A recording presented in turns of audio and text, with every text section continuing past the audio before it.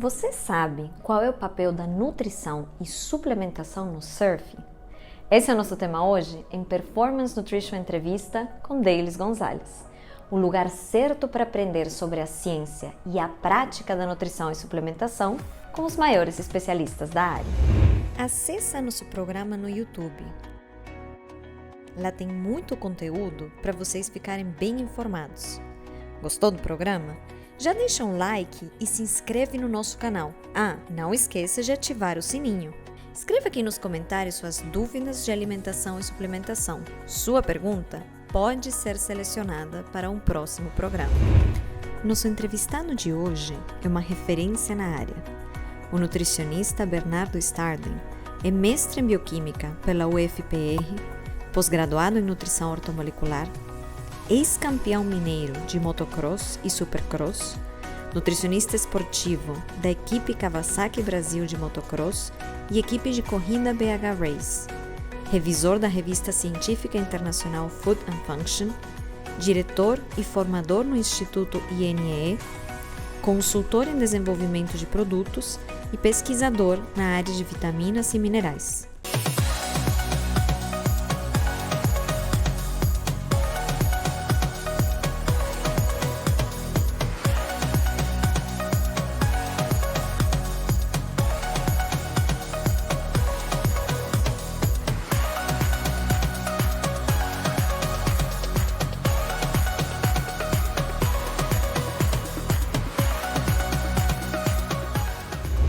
Bernardo, que prazer te receber novamente no programa. E no episódio anterior, a gente falou sobre esportes radicais de forma geral, né? Aliás, fica aqui o convite para vocês voltarem a assistirem porque tá cheio de dicas práticas. Hoje a gente vai falar especificamente de surf, um esporte radical que nos últimos anos tem ganhado bastante espaço, né? E é um esporte em que seja praticante, atleta amador, atleta profissional, eles passam muitas horas na água. E nem sempre é tão claro para as pessoas qual é o papel que a nutrição, que a suplementação pode ter para esses atletas. Então, vamos começar por aí. Como é que a nutrição e a suplementação podem ajudar? Ótimo. Essa introdução que você fez foi perfeita, porque o que acontece é que a gente tem que entender um pouco do esporte também. Eu vou falar do surf bem de forma geral, porque tem muitas modalidades dentro do surf, mas a maioria delas se aproximam, onde a gente tem grandes períodos de atividade com pequenos e pontos importantes que são as ondas surfadas, né? Então, isso é um detalhe importante, que apesar do atleta ficar grandes momentos dentro da água, ele tem pequenos picos que são os momentos principais para o exercício dele. E o restante fica um pouco secundário. Mas, voltando ao que você falou, é muito importante que o atleta tenha uma boa alimentação e uma boa suplementação nesses esportes, por serem esportes de grande demanda física, tanto para o atleta amador quanto para o profissional. E isso muda um pouquinho o tipo de exercício que os atletas fazem. Quando o atleta é profissional, ele é muito bom em pegar uma onda. O atleta amador ele já tem uma dificuldade, às vezes ele usa mais membro superior do que inferior. Então, o esporte muda um pouquinho a fisiologia ali do exercício, mas ambas vão ter momentos curtos de grande intensidade, e aí se tem muita necessidade de estar bem alimentado, de estar com carboidrato muito bem em dia, porque senão esse atleta vai ter uma fadiga no momento crucial da competição, do esporte que ele pratica. Um detalhe também, igual a gente falou nos esportes radicais, é que a gente não pode entender esse atleta como um atleta menos sério do que os outros. Não é porque o surf é um esporte que envolve mais natureza, que envolve alguns fatores a parte desse profissionalismo estrito que a gente pensa do futebol, que tem uma concentração dos atletas, no dia anterior à partida, tudo isso, que esse atleta não vai ser um atleta de muito rendimento, né? E mas é importante, sim, identificar que esses atletas não vão ser os atletas mais da suplementação. Não é aquele é, praticante de atividade física da academia que quer usar todos os suplementos. Eles não. Eles partem de um princípio de uma alimentação mais natural e, claro, a suplementação que lhe traga um maior rendimento. Ah, fantástico. E assim, quando a gente pensa na sua prática, na sua experiência, dos atletas que você já atendeu, porque me corrija se eu estou errada, mas eu sinto que tem de fato esse cenário do acompanhamento nutricional não ser uma coisa tão conhecida, procurada, estar tão na mente destes atletas, né? Então, na sua experiência, aqueles que você atendeu, como é que é a diferença entre ter um acompanhamento e não ter, e fazer por conta própria, né? Ótimo. E é bom que o que você falou da prática, eu já trabalho com atletas desde nível amador, que são aqueles, eu sou advogado e no fim de semana eu sempre pratiquei surf e eu vou ao sábado e domingo. E já trabalho também com atletas campeões brasileiros de um nível bem importante. A gente precisa entender, né, nessa questão que a nutrição é um ponto-chave para eles. Então, se eles estiverem mal alimentados para o momento do exercício, eles vão render muito menos.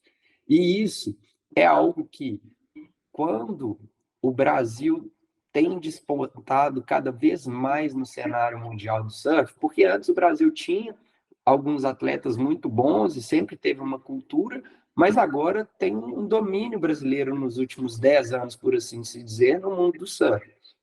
É, então, se tem visto muito mais essa visão da nutrição, do fisioterapeuta, dos acompanhamentos junto desses atletas, porque se profissionalizou muito mais. Então, a gente tem essa característica de ter, assim, competições muito mais acirradas.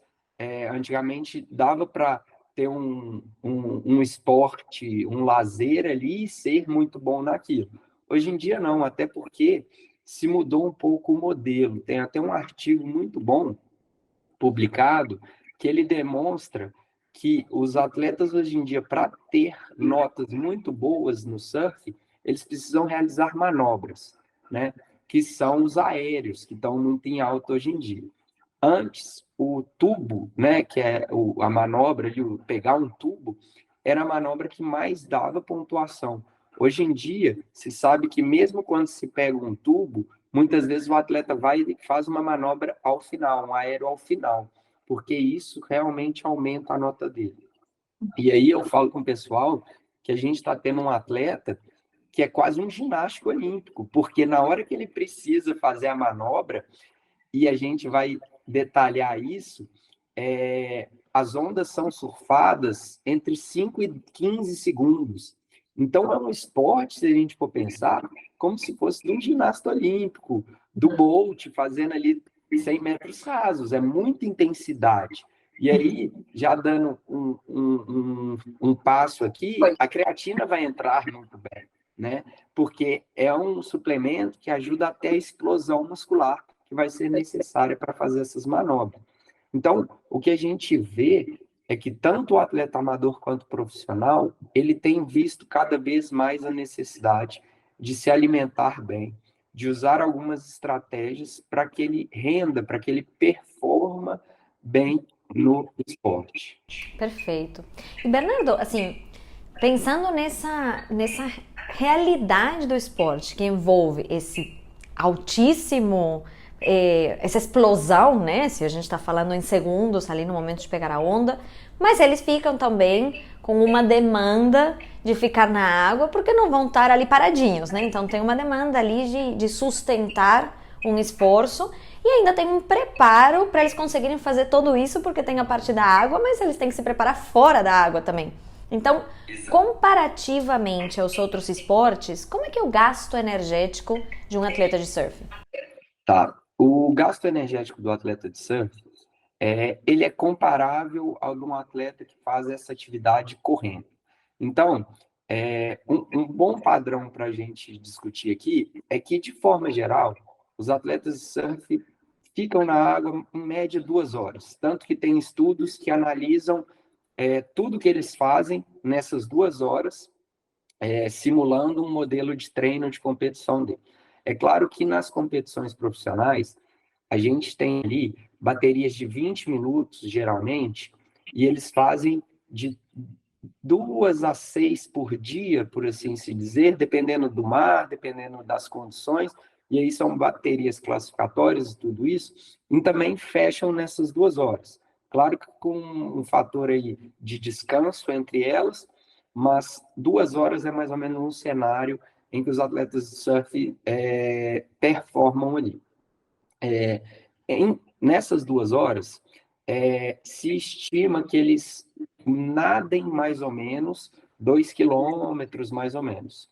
É claro que estando em cima da prancha, é mais fácil de remar, né? Não é uma natação tão pesada assim. Porém, existe muito essa questão dos momentos.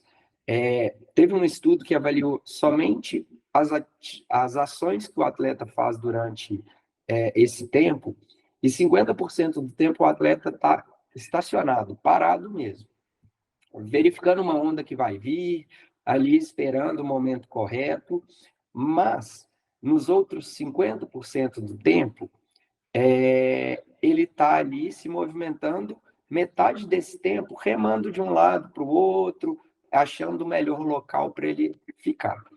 Então, se a gente tem, sobrou aí 25% do tempo onde ele está realmente remando para a onda, pegando a onda e remando de volta. Porque o que os estudos mostram é que esse momento que ele rema de volta é o momento que ele tem o maior desgaste. Por quê? Porque ele está contra a arrebentação e porque ele já fez toda a atividade de ter remado, pegado a onda, e agora ele está voltando ali. É onde ele tem o pico de batimento cardíaco. Então, isso é o que mais demanda tempo para ele, demanda energia para ele.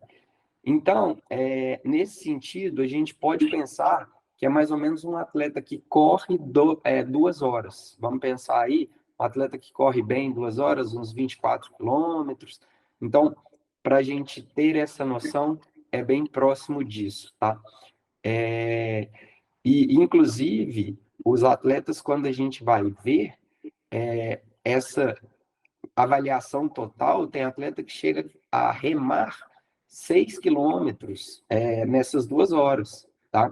Então, é de 2 a 6 quilômetros remando, e aí já tem um endurance aí, né? Uhum. Isso que é legal do surf, que é o que a gente falou anteriormente na outra conversa. É preciso entender bioquimicamente e fisiologicamente o exercício. O surf é um exercício de endurance, porém, o que importa mesmo, o ponto principal dele vão ser em 20 segundos ali. E 20 segundos é um exercício anaeróbio e de caráter da creatina fosfato sendo essencial, sabe? Perfeito, perfeito. E aí quando a gente traduz isso então em estratégia nutricional, né? Porque vai ter a explosão que vai precisar muito do carboidrato, mas vai ter o endurance que vai precisar ali de outra reserva. Então, quais são as recomendações para os atletas de surf? Ah, quando a gente faz a busca, inclusive a última busca que eu fiz, ela nem está tão atualizada assim, mas acredito que não saiu nada a partir disso, que eu fiz a busca para o Congresso de Nutrição Esportiva do ano passado, tem 6 meses, 7 meses. Nós tínhamos só 5 artigos que descreviam, que tinham no descritor ali na busca, surf e nutrição. Então, a gente não tem um guideline. Corpos de evidências tão forte, né? Ó, tá aí uma oportunidade. Exatamente.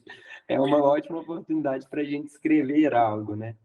E então não se tem isso. Porém, quando a gente pensa dessa forma, a gente tem que ter um aporte calórico essencial para esse tempo de atividade.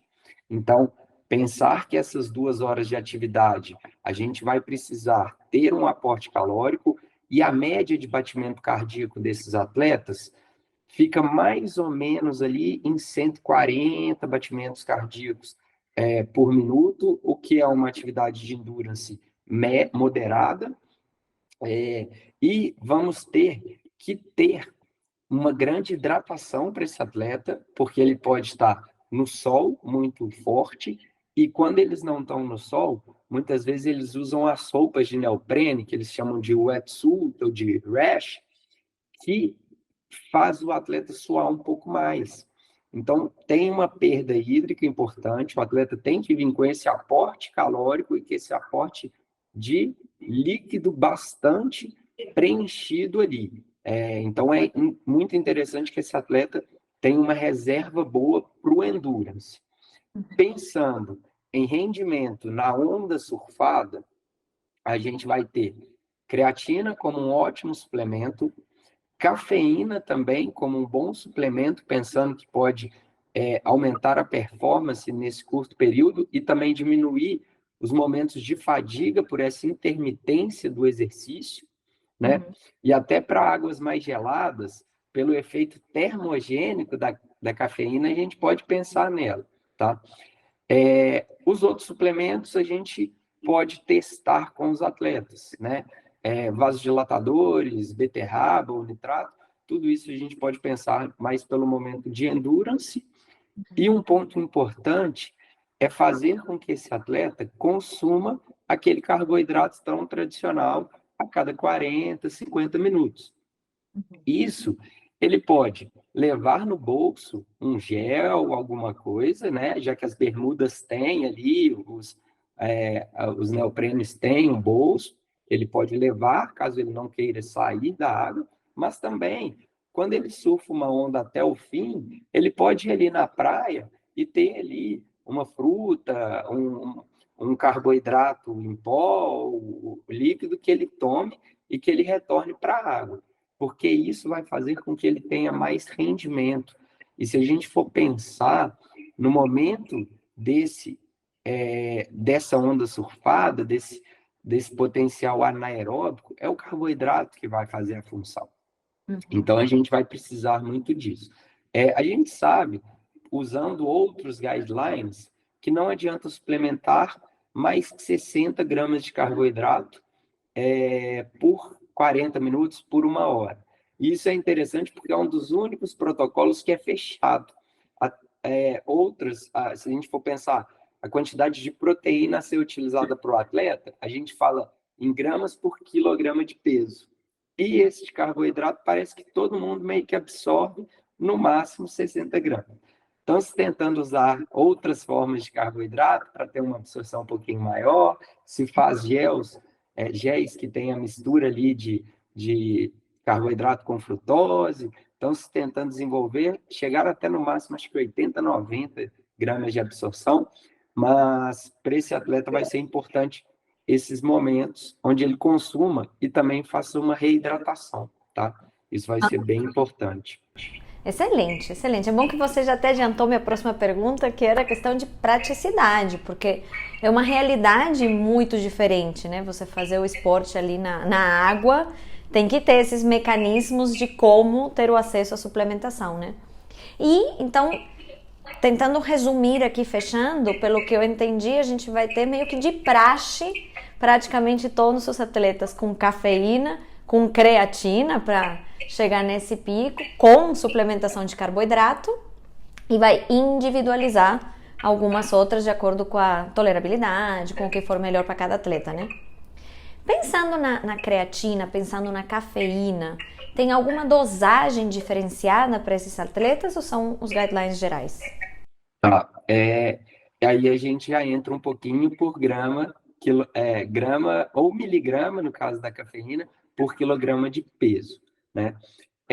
Eu gosto de doses um pouquinho mais baixas de cafeína, e se o atleta conseguir evoluir bem, podemos aumentar um pouquinho, mas 100 a 200 miligramas de cafeína ali, 1 hora antes do momento que ele queira ter o pico. Então, muitas vezes tem atleta que usa 1 hora antes para já chegar bem, para o treino, para a competição, e tem atletas que preferem ter um rendimento mais beneficiado pela cafeína ao fim do treino, que talvez era quando ele teria uma queda de rendimento.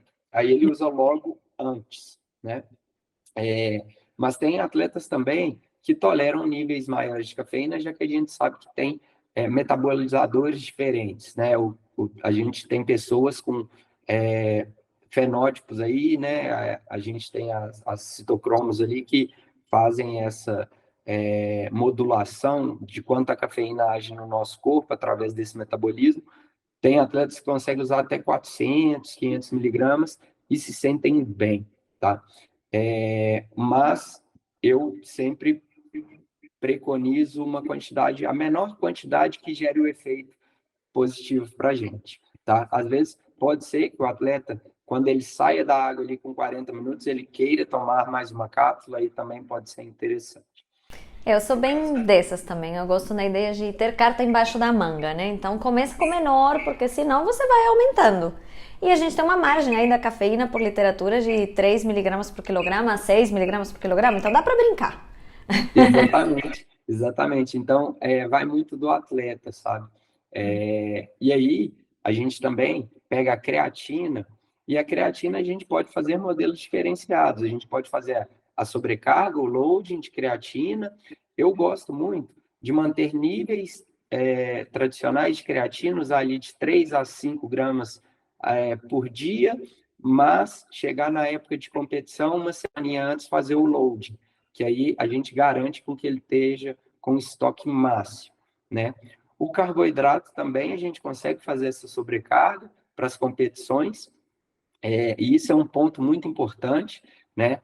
Os atletas de surf, eles precisam de mais carboidrato, pensando na atividade dele, mas que eles devem tomar cuidado, porque principalmente tem dois fatores importantes. O atleta amador, muitas vezes, consegue treinar no fim de semana, e aí a sexta e o sábado pode ter eventos sociais onde ele consuma álcool, consuma quantidades maiores de gordura, mas mesmo os atletas profissionais, tem um estudo que mostrou que ele fez um recordatório alimentar que por ter eventos de lançamento das etapas de surf, os atletas não consumiam adequadamente os alimentos. Tinha um nível maior de gordura, alguns detalhes aí. Então, é sempre importante que esse atleta venha aumentando o nível de carboidrato dele na semana de competição. Eu chego até 10, 12 gramas de carboidrato por quilo de peso por dia, desde que esse atleta tolere, mas a gente começando ali a semana com 4, 5 gramas, depois vai para 6, 7 gramas, e vai evoluindo, chegando até 10, 12 gramas para fazer a gente chama de sobrecarga de carboidrato para aumentar o glicogênio desse atleta, tanto hepático quanto muscular. E é interessante porque a gente sabe que quando o atleta faz tantas repetições de movimentos, a gente tem aquela translocação do GLUT4, que é o receptor de carboidrato, independente da insulina.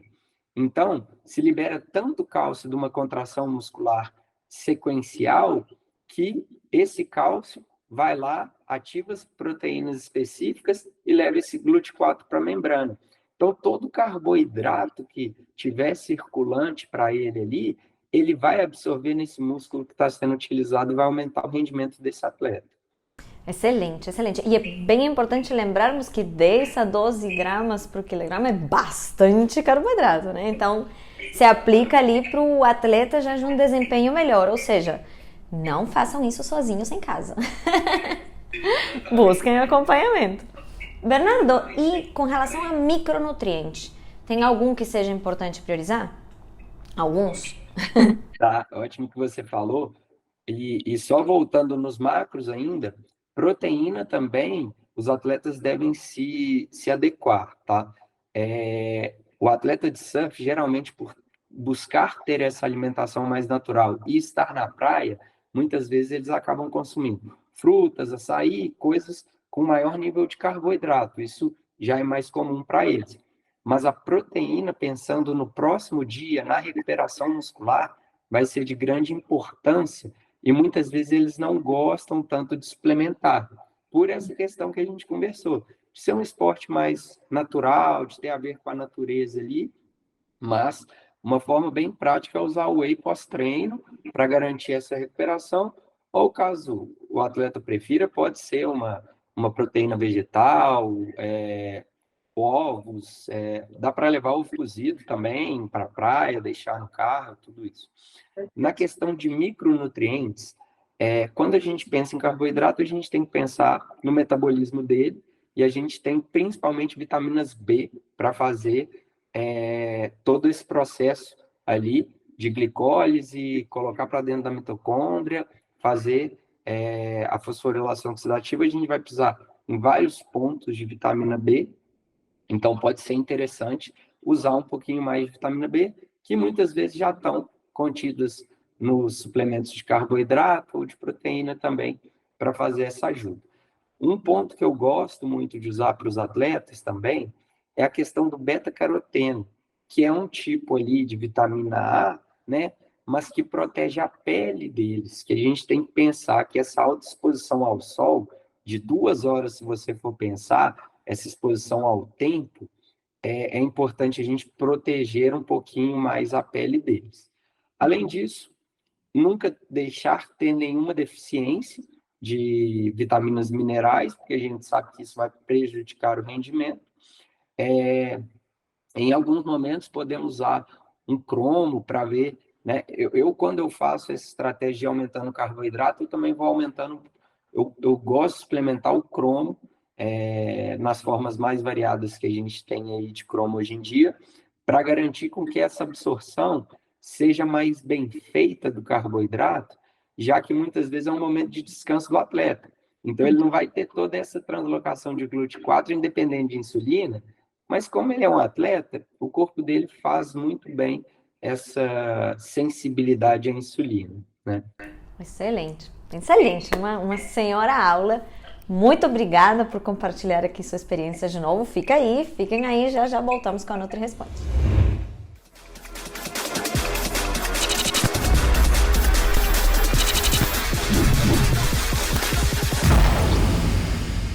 The Clash.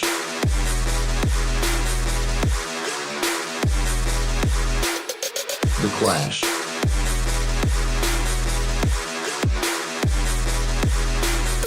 The Clash.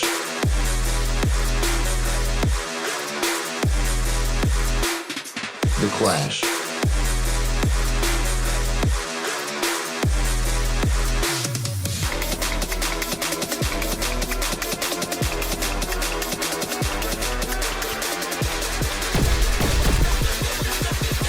The Clash.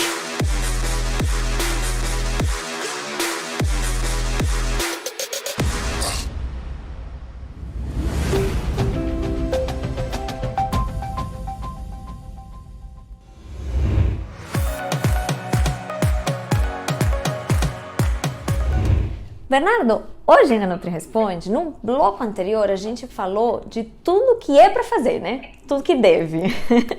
E aí a gente recebeu algumas perguntas e eu acho que um ponto importante da gente explorar agora é o que não é tão interessante. Então, quais são os maiores erros que os atletas de surf acabam tendo na alimentação e na suplementação? Ótimo. Esse artigo que a gente comentou no bloco anterior, que é muito interessante, eles fizeram a análise, o recordatório dos atletas em competição. E eles viram que existe um maior consumo de gordura desses atletas. Consumir gordura de forma adequada, gorduras boas, pode ser interessante, mas quando a gente diminui a ingestão de carboidrato porque a gente está ingerindo mais gordura, isso não faz sentido para esses atletas pelo tipo de atividade física deles. Talvez se fosse um atleta do Ironman, que vai ter horas de competições, a gente até utiliza um pouquinho mais de gordura na dieta deles, né? Às vezes, se são atletas de esportes que não têm tanto problema com peso, ou que tem algumas situações e a gente também aceita mais isso. Um ponto importante que a gente mencionou é de usar a suplementação durante a competição e durante os treinos. E isso é muito importante porque isso faz com que o atleta tenha uma imunidade melhor. Então, quando o atleta erra ao não usar o carboidrato durante o treino, a gente tem uma leve depressão do sistema imune pós-exercício e se cria a janela onde ele pode ter mais infecções. Então, se eu pudesse listar, seria consumir gordura próximo aos momentos de treino, ali aos dias onde ele vai ter treino ou competição, em nível elevado vai ser ruim, o atleta deve evitar isso. Evitar não fazer o uso de carboidrato durante o exercício, por uma questão imune mesmo. Além disso, um ponto que eu sempre friso para eles é que eles devem acreditar um pouco mais na nutrição e na suplementação, porque se a gente for pensar, os esportes que estão mais envolvidos com a natureza, como o surf, ou fazer uma trilha de bicicleta, coisas nesse sentido, os atletas têm uma visão bem interessante de um contato com a natureza. Isso a gente sabe que traz até maior longevidade, né? Faz bem para a gente, mas aí ele é totalmente oposto do atleta do vôlei, que chega e está numa quadra fechada, onde a gente tem ali, e esses atletas, eles estão mais propensos, os atletas dos esportes, vamos falar assim, indoor, eles estão mais propensos a aceitar melhor essas suplementações, tá?